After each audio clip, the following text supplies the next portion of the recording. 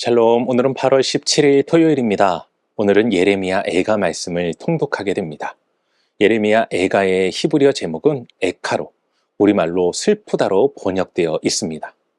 애가는 슬픈 노래라는 의미로 주전 586년에 바벨론에 의해 나라가 망하고 백성들이 포로로 끌려가며 예루살렘 성이 파괴되고 여호와의 성전이 회파된 것을 애도하여 지은 시입니다. 예레미야 예가는 모두 5편의 시로 구성되어 있어 창세기부터 신명기까지 5권으로 된 토라를 상기시키기 때문에 고통의 토라라고 불리기도 합니다. 예레미야 예가의 특징이라고 한다면 3장을 제외한 나머지 장이 모두 22절로 구성되어 있다는 것인데, 이는 히브리어 알파벳과 같은 숫자로 처음부터 끝까지라는 의미를 가지고 있어 완전한 슬픔을 표현하는 방법으로 쓰여집니다. 그리고 3장 같은 경우는 66절로 22절의 3배인데 책의 문학적, 신학적 중심 역할과 함께 저자가 3장을 강조하고 있음을 알 수 있습니다. 그리고 예가는 하나님의 진노에 초점을 맞추고 있습니다.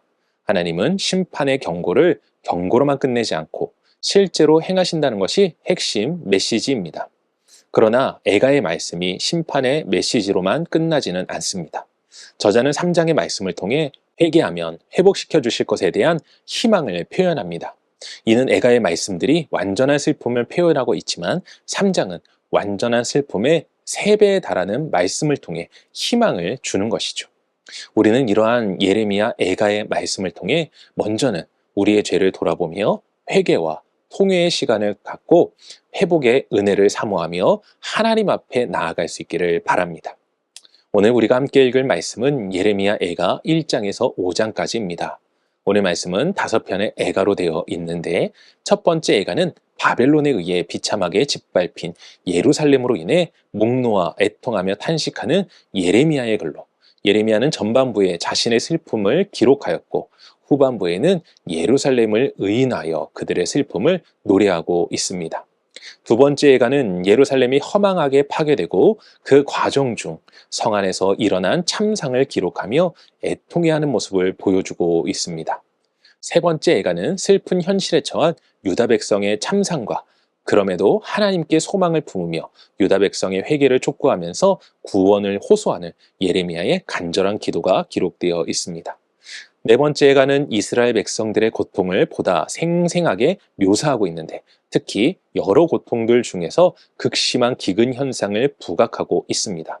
그리고 재난의 책임이 정치적, 종교적 지도자들에게 있음을 지적해 주는데, 이는 예루살렘의 구원과 안전은 오직 하나님께 달려 있음에도 불구하고 외교적 노력에 의해 난국을 타개하려는 지도자들의 불신에 대한 책망을 의미하는 것입니다. 마지막 5번째 예가는 예레미야가 하나님께 이스라엘이 처한 비참한 상황을 아뢰며 이스라엘에 대한 하나님의 진노를 그치시고 회복시켜 주실 것을 간구하는 내용을 담고 있습니다.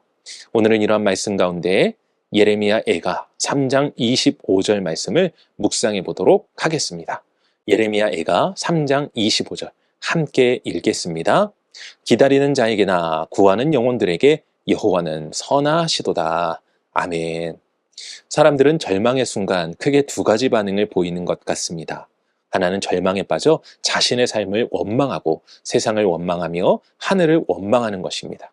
반면 누군가는 절망의 순간 좌절과 낙심이 밀려오지만 끝까지 희망을 버리지 않고 캄캄한 어둠 속에서 한 줄기 빛을 바라보며 소망을 품는다는 것이죠. 오늘 말씀은 예레미야 애가 가운데 바로 한 줄기 빛과 같은 말씀입니다. 절망의 순간, 캄캄한 어둠이 드리운 순간에도 예레미야 선지자는 하나님의 신실하심을 믿고 기다리고 구하고 있는 것입니다. 중요한 것은 일어난 희망의 근거는 어디에서 나옵니까? 바로 하나님의 선하심입니다. 하나님의 선하심과 인자하심은 영원하십니다. 그렇기에 우리는 어떠한 절망의 순간에도 한 줄기 빛과 같은 하나님의 선하심을 바라보며 기다리고 구해야 하는 것입니다. 사랑하는 성도 여러분, 그렇지 않기를 바라지만 혹 우리의 삶에 절망의 순간이 찾아왔을 때 반드시 하나님의 선하심을 믿음으로 그분의 도우심과 은혜를 기다리고 구하는 삶을 살아가시길 바랍니다. 그렇게 구하며 나아갈 때 하나님께서 반드시 한 줄기 빛이 되어 우리를 인도하여 주실 줄로 믿습니다. 기도하겠습니다.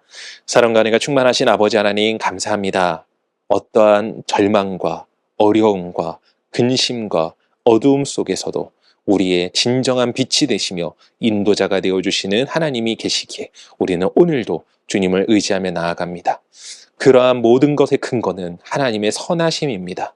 하나님의 선하심은 영원하기에 우리를 붙잡고 계시기에 오늘도 그 선하신 주님을 기다리며 구하고 나아가오니 아버지께서 함께하여 주시고 우리 가운데 은혜와 복으로 충만케 하여 주시옵소서. 어떠한 절망과 어둠 속에서도 진정한 빛으로 우리를 인도하시고 도우시는 하나님을 찬양하오며 이 모든 말씀 우리 주 예수 그리스도 이름으로 기도합니다.